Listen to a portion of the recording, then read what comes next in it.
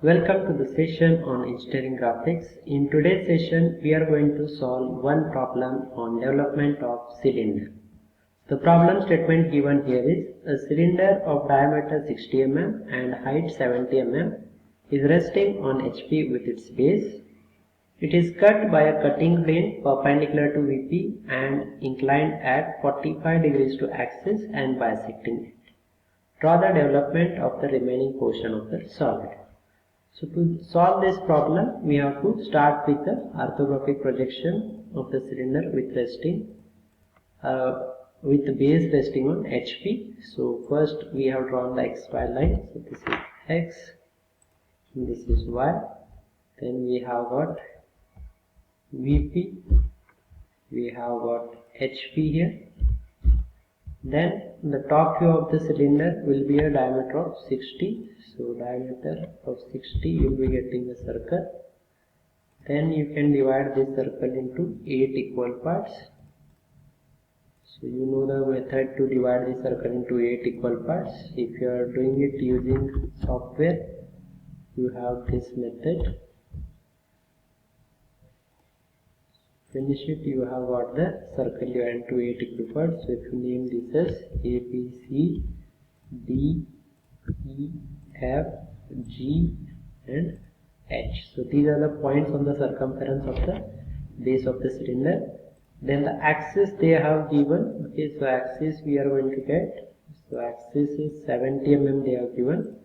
So from this end, from this end it is 70 mm. So get that 70 mm here. And then you take all the projectors and complete the front view of this. So like this, you take all the projectors from all the points A, B, C, D till H, and then you project it to the height like this, and these also you project it. Those generators we are projecting, we have to represent them as thin lines only. So only the outer lines, these outer lines you have to make it thick. Then this should be the axis line, though it is covered by generator. Then we can again name this as, so here I have given the points A, B, C, D. Again you will be having A1, B1 and so on. These will be in bracket because they will be representing the bottom.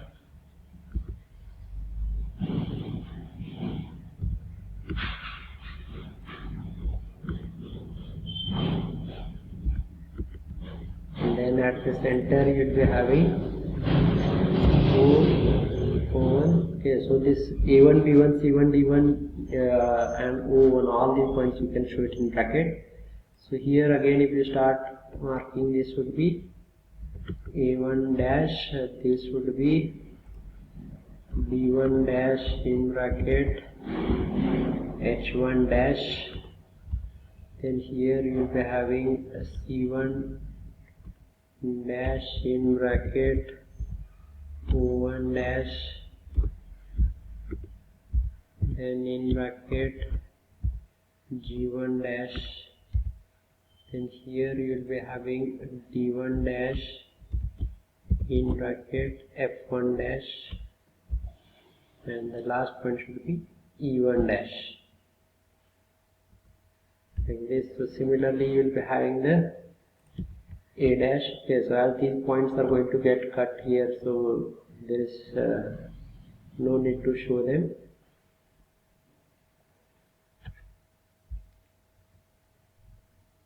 So just I am adding showing them there. So now it is cut by a cutting plane which is perpendicular to VP and inclined at 45 degrees to axis. Here they did not give the inclination with respect to HP, but they have given inclination with respect to axis, and it is bisecting the axis. So if we know the length of the axis, it is 70 mm. So it is bisecting. So bisecting means from this midpoint.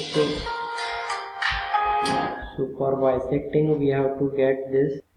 So half of the axis we have to take, and that is distance between the midpoint and this one, that is 35 mm. Then from this you can get one line. From here you can get one line, and from that line the axis is inclined at 45 degrees and bisecting it. So from here you can get the line like this, and you can have the angle between this line and the axis, that is 45. Angle is 45 here, and this line is not required. So further you can have this line extended,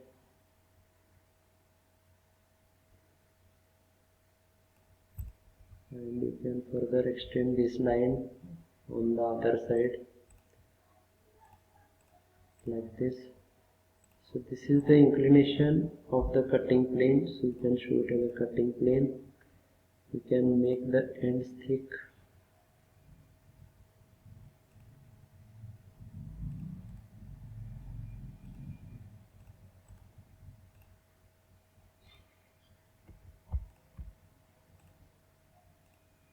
Like this. Then you can use the arrows.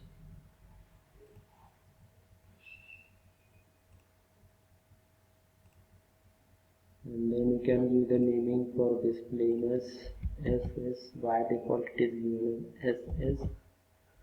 So this is the cutting plane. Now we have to mark the cutting points. So we have got A1 here. Okay, so I have not named, but you can give those names. Okay, A1 dash. Sorry, this A dash. This is A dash. This is B dash. Bracket H dash. Then this is C dash. O dash in bracket G dash. Then here you have got D dash in bracket F dash, and this is E dash. So now if you want to mark the cutting points, we have got A1, A, B1, B, C1, C, and so on. So 8 generators. Here the generators are similar to the diameter axis. Okay, so the length would be same. So all will be representing their true length. So we'll be having these cutting points directly on this. So A1 will be having 1 dash. Then B1 will be having 2 dash. Then C1 will be having 3 dash. D1 will be having 4 dash. Then E1 will be having 5 dash. Then F1 will be having 6 dash. Then G1 will be having 7 dash. Then it will be 8 dash on HH1. So like this we have got all the cutting points. So method of development, what we had used for prism, that is parallel method, same method we have to use it here. So to do that you have to get one line parallel to this. Okay, so you get this line, say approximately like this, and you get one more line from here. So from this you are getting another line here like this. So now again, what would be the length of this line? So length of this line would be length of the circumference. So if you measure the circumference, it is 188.5. So 188.5, this length has to be 188.5. You have to this length. So you can have it little bit here, and if you are unable to fit it on the paper, you can reduce this 60 mm to 50 mm and 70 mm to 60 mm, and you can solve this. So here you have got the things like the total length. Now again this we have to divide into 8 equal parts. So again this line we have to divide into 8 equal parts. So again that bisecting the line, you know it, that method you have to apply, which we had seen while bisecting or dividing the arc into 8 equal parts. So same method you have to follow here, and you have to divide it Here I'll be doing it directly using the split command at this midpoint, then this at this midpoint, then this at this midpoint, then this at this, and then this at this, and this at this line at these midpoints. So once you do all these things, you can project them back on the bottom line. So one part is ready, second part, then third, then fourth, then fifth, then sixth, seventh, and eighth. Okay, so remaining you can erase it, the extra line if you don't want, you can erase it. This also you keep it till here only. This you can erase it. So this is the development of the cylinder what you have got. Now you have to project all the points on this. All the points here you have to project it. So first we will name this.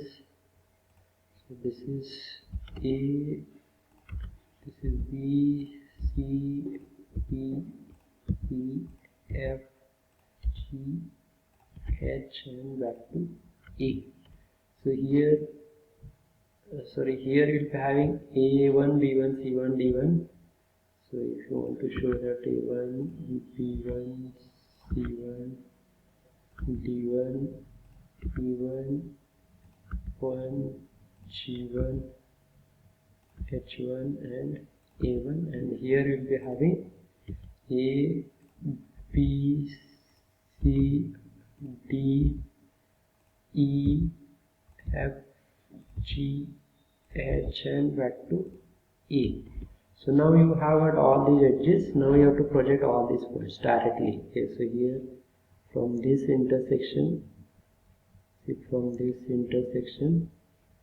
you are unable to pick it, you can zoom it from this intersection. Okay, so from here you can project it on AA1 and this AA1. Then from this 2 and 8, B will be here 2 and H will be on 8 will be on H. Then this is from here on C.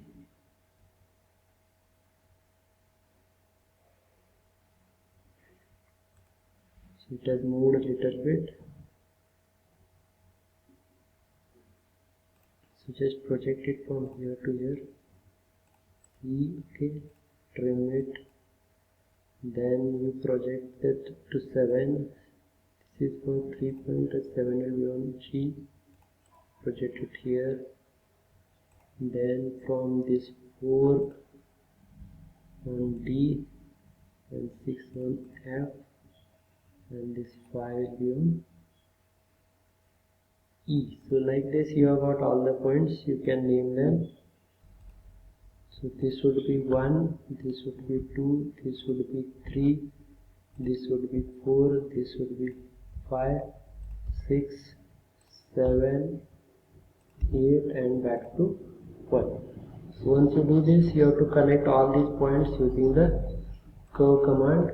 So this end to this end to this end, this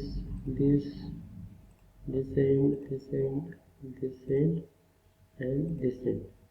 So once you connect all them, you make this as thick line, and then you have to complete by joining this one to this A, this and this. So again you can make this portion, this line, and this line as thick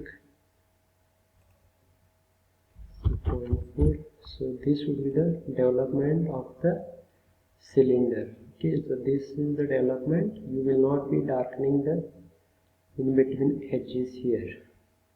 So what portion you are able to see here, if you cut it from the rectangular and if you size it, so this would be like the rectangle of 188.5 and this is of 70. We have to get 70. like this. Okay, so this was 70 and you got all the points here.